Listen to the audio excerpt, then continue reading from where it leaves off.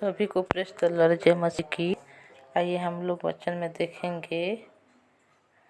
आज देखेंगे हम लोग परमेश्वर की जीवित वचन में से उत्पत्ति पुस्तक अध्याय 4। देखिए मैं पढ़ती हूँ आप लोगों के लिए।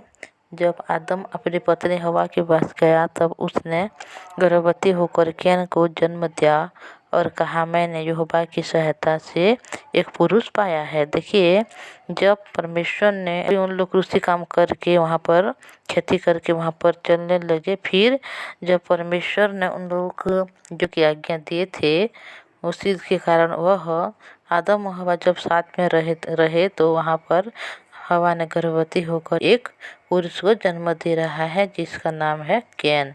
फिर उसने उसके भाई हाबिल को भी जन्म दिया।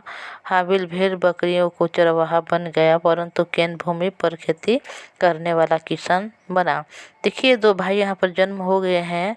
जो बड़ा भाई कैन है वह क्या कर रहा है, खेती कर रहा है, और छोटा भाई जो हाबिल है वह जो भेड़ बकरी को चराने लग रहा है। वो केवल लिखा हुआ है, कुछ दिनों के पश्चात कैन यहोवा के पास भूमि के उपज में से कुछ भेड़ ले आया और हाबिल अपनी भेड़ बकरियों के कोई एक पहिलौठा बच्चे भेंट चढ़ाने ले आया और उसकी चर्बी भेंट चढ़ाई। तब यहोवा परमेश्वर ने हाबिल और उसकी भेंट को तो ग्रहण किया। देखिए यहाँ पर एक दिन परमेश्वर की निकट आकर उन लोग भेंट चढ़ाने लग रहे हैं। तो कैन है जो वह खेती किसानी करता था, तो भूमि की उपज को लेकर वहाँ पर परमेश्वर के सम्मुख आकर वह भेंट को चढ़ा रहे हैं। और जो हाबिल है वह चरवाहा है, इसीलिए पहिलौठा एक बच्चे को लेकर वहाँ पर आकर क्या कर रहे हैं, भेंट को चढ़ा रहे हैं। परंतु कैन और उसकी भेंट को उसने ग्रहण नहीं किया बोल के यहाँ पर लिखा है। जब कैन भूमि का उत्पन्न हुआ, जो फल को लाया, उपज को लाया, तो वहाँ परमेश्वर ने उनको ग्रहण नहीं किया। पर हाबिल ने जो पशु को लाया, एक पहिलौठा जो बच्चे हैं, तो उसको परमेश्वर ने ग्रहण कर रहे हैं यहाँ पर बोल के लिखा है। तब कैन ने अधिक्रोधित हुआ और उसके मुँह पर उदासी छा गई। देखिए यहाँ पर जब परमेश्वर ने जो छोटे बेटा हाबिल है उसका जो भेंट है परमेश्वर ने ग्रहण किया, इसलिए कैन के जो भेंट है वह ग्रहण नहीं किया, तो वह कैन क्या हो रहा है यहाँ पर बहुत ज़्यादा क्रोधित हो रहा है। तब यहोवा ने कैन से कहा, तो क्यों क्रोधित हुआ, तेरे मुँह पर उदासी क्यों छा गई है? यदि तू भला करे तो क्या तेरी भेंट ग्रहण न की जाएगी, और यदि तू भला न करे तो पाप द्वार पर छिपा रहता है और उसकी लालसा तेरी ओर होगी और तुझ में उस पर प्रभुता करनी है बोल के यहाँ पर लिखा गया है।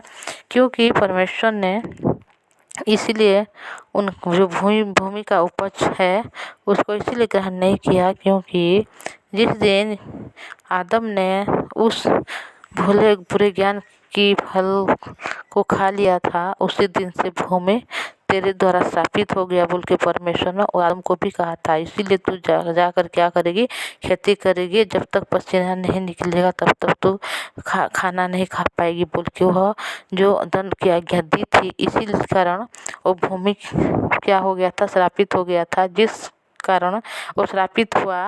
भूमि से जो भी फल, जो भी उपज है, उस उपज को परमेश्वर ने ग्रहण नहीं कर रहे हैं। इसीलिए वह परमेश्वर आकर बोल रहे हैं कि कैन को क्यों तो उदास हो गया है बोल के। तो कैन ने अपने भाई हाबिल से कुछ कहा, और जब वो मैदान में थे तब कैन ने अपने भाई हाबिल पर चढ़कर उसे घात किया। देखिए यहाँ पर जब परमेश्वर ने कैन के जो भेंट है ग्रहण नहीं किया, इसी कारण वहाँ पर कैन ने आकर हाबिल को वहाँ पर घात कर रहे हैं, जो मैदान में दोनों खेल रहे थे। तब यहोवा ने कैन से पूछा, तेरा भाई हाबिल कहाँ है?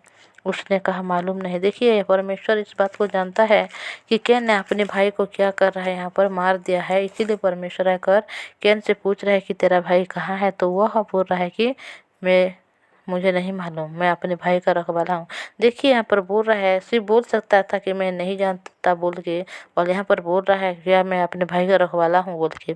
उसने कहा, तूने क्या किया है? तेरे भाई के लहू भूमि से मेरी और चिल्ला कर मेरी दुहाई दे रहा है। देखिए जब उनका भाई की घात की, वह मर गया, तो परमेश्वर ने देख लिया परमेश्वर को भी पता चल गया। तो ये बोल रहा है कैन ने कि आप तेरे भाई कहाँ है बोल के। जब परमेश्वर ने पूछा तो मैं क्या उसका रखवाला हूँ बोल के। फिर परमेश्वर यहाँ पर कह रहा है कि क्या तूने यह क्या क्या, तेरे भाई की लहू चिल्ला चिल्ला कर मेरी दुहाई दे रहे हैं बोल के यहाँ पर बोल रहा है।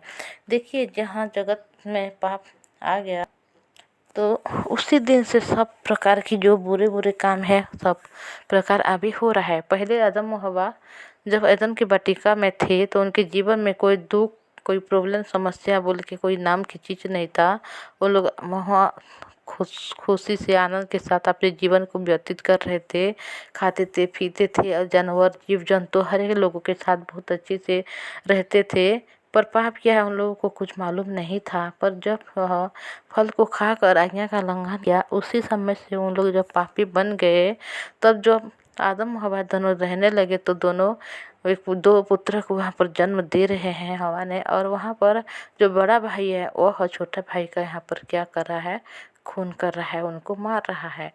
तो देखिए भाई और बहनों, जब